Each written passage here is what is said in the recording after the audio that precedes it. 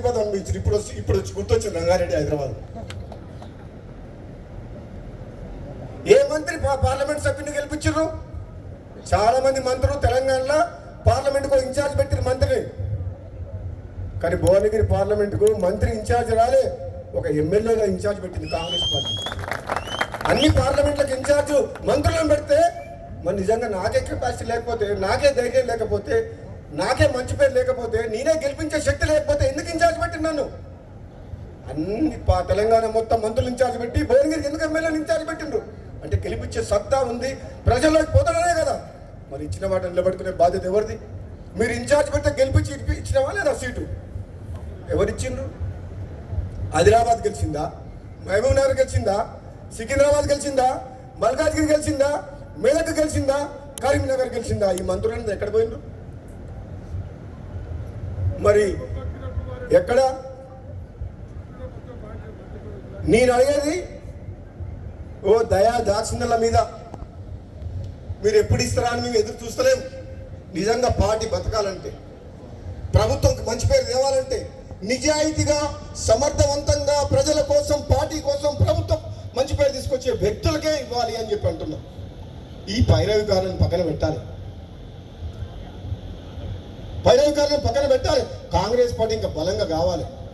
ఒక యువకుల్ని ప్రోత్సహించాలి, పార్టీ కోసం కష్టపడే వాళ్ళని మానవత్వంతో పనిచేసి ప్రజలతో మమేకమై, కార్యకర్తలతో మమేకమై, అవసరమైతే డి అంటే డి అని కొట్లాడే శక్తి ఉన్న వాళ్ళని అధికారం ఇస్తే అప్పుడు ప్రజలు సంతోషిస్తారు, పార్టీకి లాభం అవుతుంది.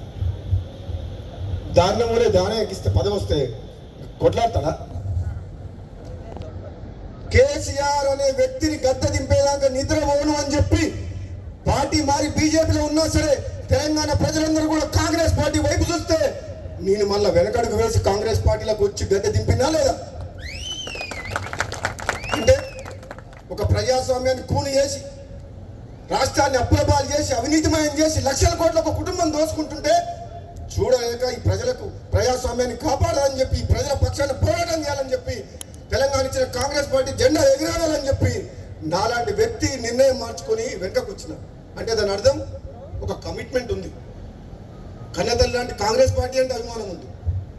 కొన్ని అనివార్య కారణాల వల్ల ఇక్కడ అవమానం జరుగుతుందని పోయినా సరే మళ్ళీ ప్రజలందరూ కోరుకుంటున్నారు, కార్యకర్తలందరూ కోరుకుంటారని చెప్పి మళ్ళీ కాంగ్రెస్ పార్టీకి వచ్చి కాంగ్రెస్ పార్టీ అధికారంలో వస్తున్నందుకు నా నియోజకవర్గంతో పాటు వీరేశం దగ్గర పోయినా, ఒక పార్లమెంట్ సభ్యునిగా భువనగిరి అనిల్ కుమార్ రెడ్డి రమ్మంటే ఒకరోజు ప్రచారానికి పోయినా, ఆలేరు పోయినా, తుంగతుర్తి పోయినా, నా శక్తి వంచన లేకుండా ప్రభుత్వం వస్తుంది కృషి చేసిన. సూర్యాపేట రమ్మంటే దామోదర్ రెడ్డి దగ్గర పోయినా. అంటే నేను నా పదవి కోసం, నేను పదవి అడుక్కునే పొజిషన్లో, నా ఎమ్మెల్యే పదవి తెచ్చుకునే పరిస్థితులు లేను.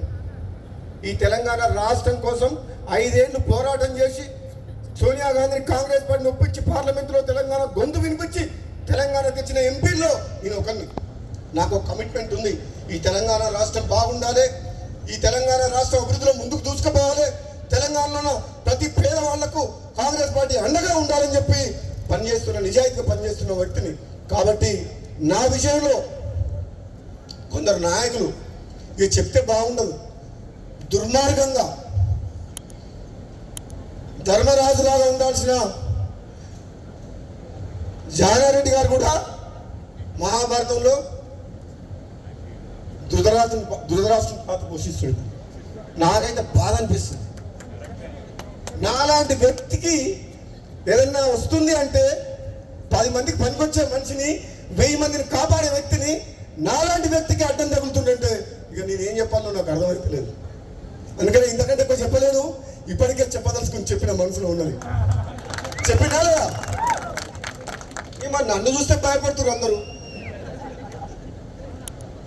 నేను వస్తున్నట్టుగా బామ్మోడు వస్తే ఏం చేస్తాడో, ఆయన మా మాట వింటాడో వినడో అనుకుంటున్నా. ఏందో మరి అధిష్టానమేమో ఇస్తా అంటుంది,